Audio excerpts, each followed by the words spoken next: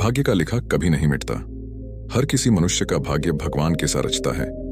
ये तो केवल वो ही जाने क्यों किसी के भाग्य में दरिद्रता, गरीबी, परेशानी रहती है और किसी के भाग्य में ऐशो आराम रहता है।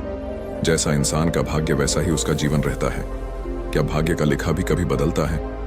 आइए जानते हैं आज की इस कहानी से। एक समय की बात है, देवभूमि नामक गांव में एक ज्ञानी पंडित रहता था। फिर एक दिन वह सोचता है कि वह अपने बचपन के मित्र से मिलकर आए।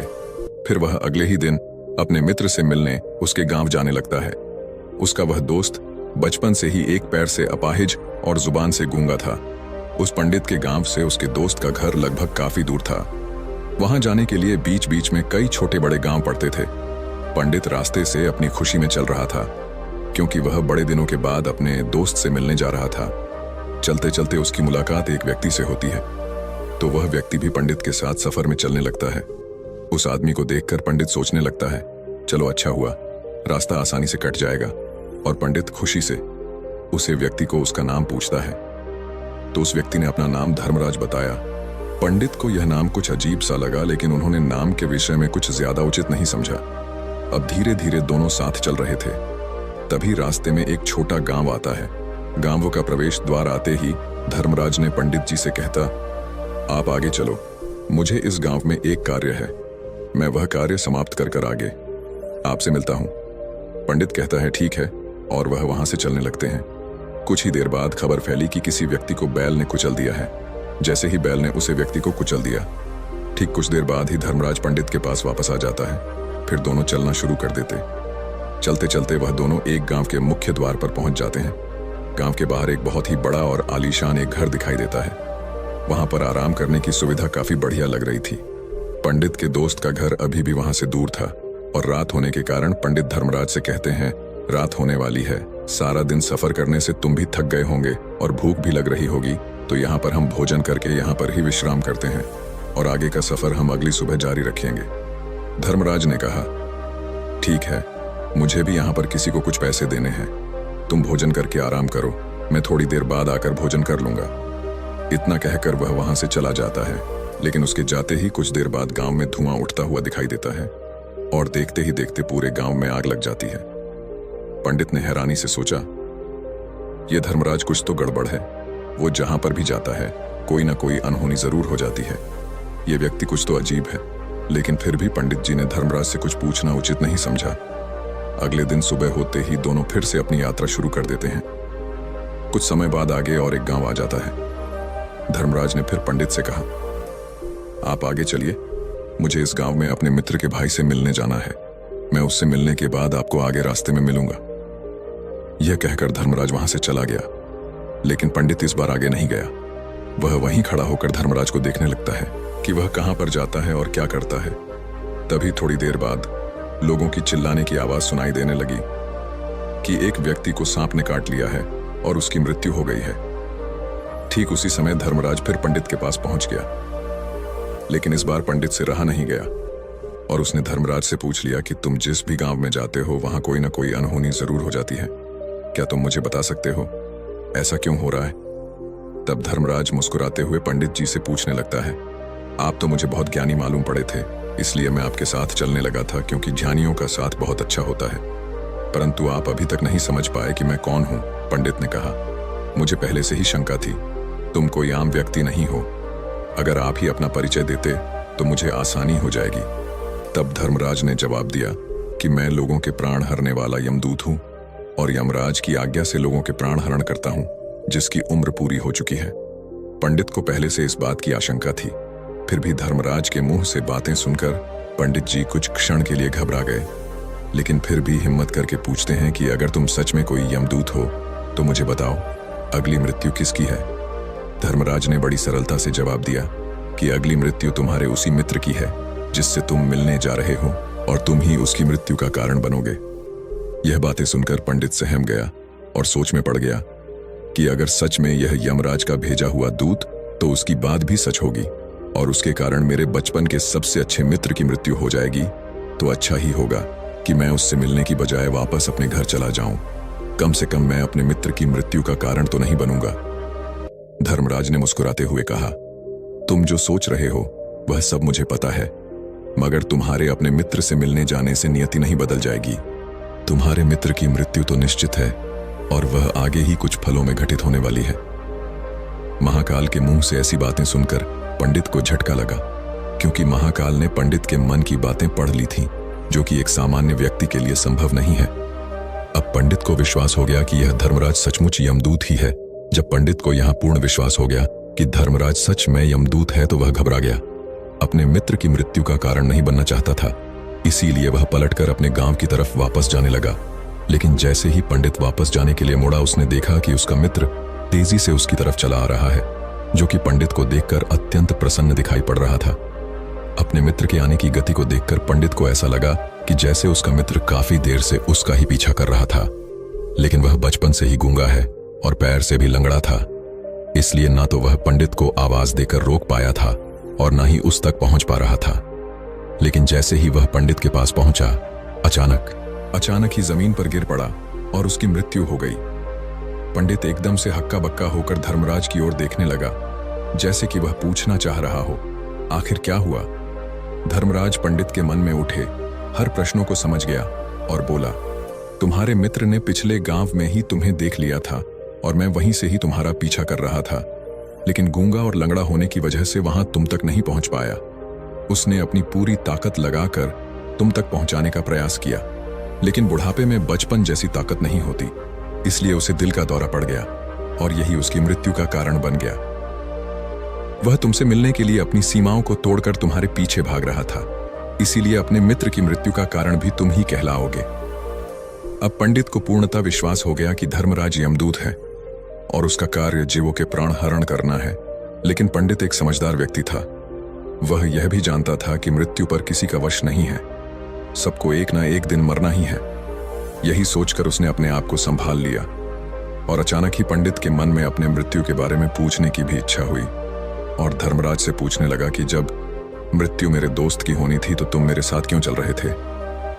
यह प्रश्न सुनकर धर्मराज जोर से हंस और बोला, मैं तो हर पल सभी के साथ चलता हूं, किंतु लोग पहचान नहीं पाते, क्योंकि लोगों के पास अपनी समस्याओं के अलावा किसी और व्यक्ति, वस्तु या घटना के बारे में सोचने के लिए समय होता ही नहीं है। पंडित ने कहा, तो क्या तुम यह बता सकते हो कि मेरी मृत्यु कब, कहां और कैसे होगी। महाकाल ने कहा, हालांकि किसी भी सामान्य जीवों के लिए अपने मृत्यु के बारे में जानना ठीक नहीं है, क्योंकि कोई भी जीव हो वह अपने मृत्यु के बारे में जानकर दुखी हो जाता है। तुम ज्ञानी व्यक्ति मालूम पड़ते हो और तुमने जिस तरीके से अपने मित्र की मृत्यु को सहन कर लिया है, उसे देखकर लगता है कि तुम अपनी मृत्यु के बारे में जानकर भी दुखी नहीं होगी। तो तुम्हारी मूर्ति आज से ठीक 6 महीने बाद आज के दिन किसी दूसरे राज्य में फांसी लगने से होगी, और सबसे हैरानी की बात तो यह होगी कि तुम स्वयं ही खुशी से उस फांसी को स्वीकार कर लोगे। इतना कहकर धर्मराज वहां से चला गया, क्योंकि अब धर्मराज के पास पंडित के साथ चलते रहने का कोई कारण नहीं था। इसके बाद पंडित ने अपने मित्र के शरीर का अंतिम संस्कार किया और उसके क्रियाकर्म करके अपने गांव वापस आ गया।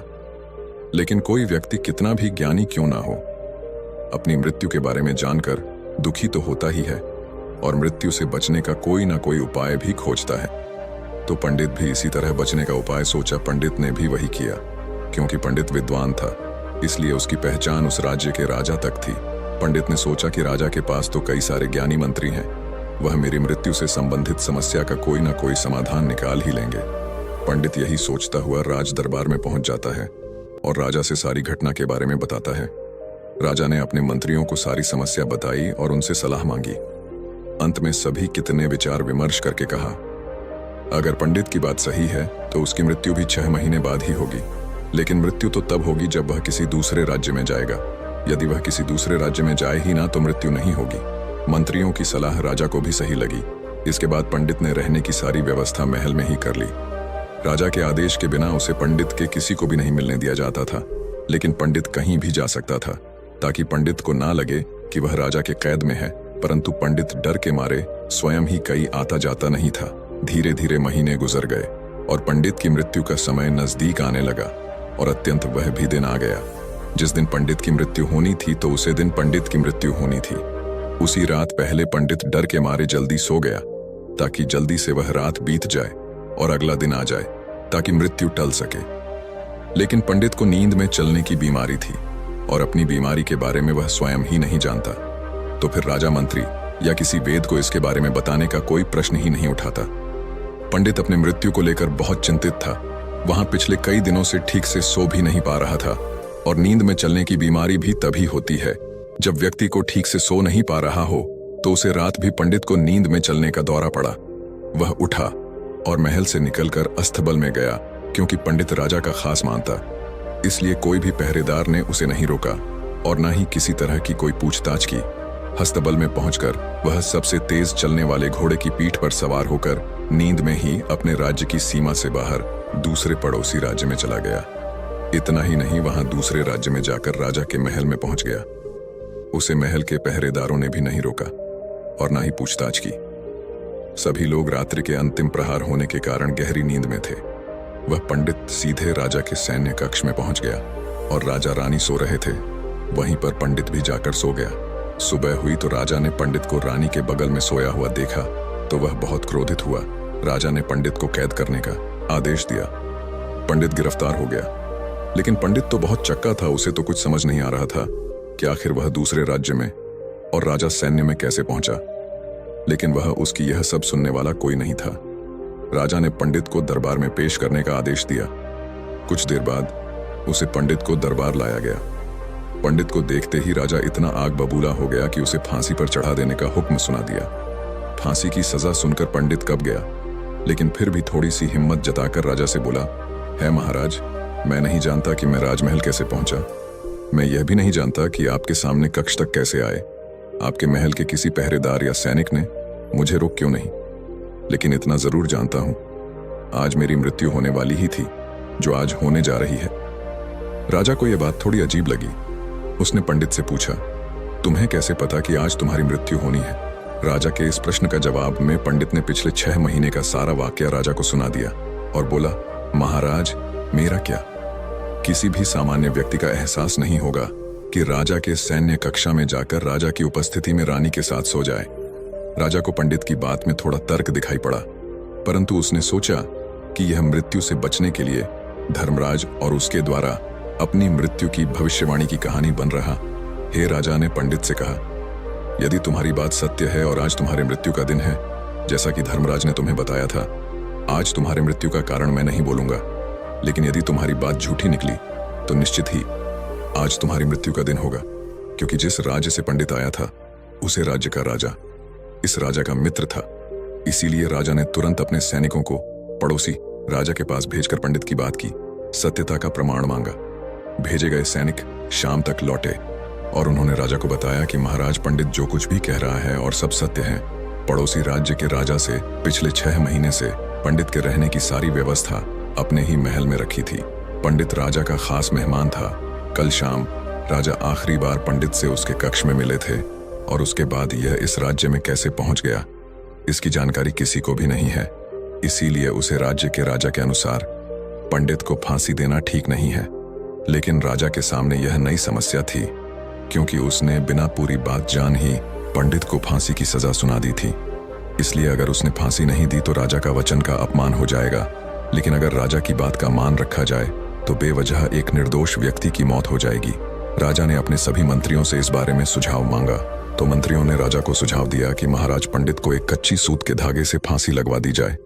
इससे आपका कथन का भी मन रह जाएगा और कच्चे सुख के धागे से पंडित को फांसी भी नहीं लगेगी और उसके प्राण भी बच जाएंगे। राजा को मंत्रियों का यह सुझाव पसंद आया और उसने ऐसा ही करने का आदेश दे दिया। पंडित के लिए कच्चे सूत के धागे से फांसी का फंदा बनाया गया और नियम के अनुसार पंडित को फांसी पर चढ़ाया जाने लगा। सभी लोग बहुत खुश थे कि ना तो वह पंडित मरेगा और ना ही राजा का वचन खाली जाएगा। पंडित को भी पूर्ण विश्वास था, ये सूत के धागे से तो उसकी मृत्यु हो ही नहीं सकती, इसलिए इस पर चढ़ने के लिए तैयार हो गया। जैसा धर्म महाराज ने भविष्यवाणी की थी कि तुम खुद ही अपनी फांसी को स्वीकार करोगे। लेकिन जैसे ही पंडित को फांसी दी गई, सूत का धागा तो टूट गया, लेकिन टूटने से पहले उसने अपना काम कर दिया था। पंडित के गले की एक नर्स सूत के धागे के झटके से कट चुकी थी और पंडित जमीन पर पड़ा तड़प रहा था।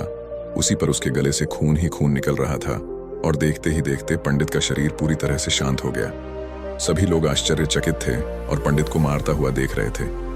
किसी को विश्वास नहीं हो रहा था कि कच्चे सूत के धागे से भी किसी इंसान की मृत्यु हो सकती है, लेकिन घटना तो घट चुकी थी।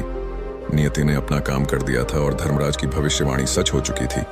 श्रीमद् भागवत गीता में भगवान श्री कृष्ण ने कहा है, जो होना होता है वह होकर रहता है। हम चाहे कितनी भी सावधानी बरते, कितना भी उपाय कर लें, लेकिन घटना और घटना की पूरी प्रणाली पहले से ही होती है, जिसे हम थोड़ा सा भी इधर उधर नहीं कर सकते।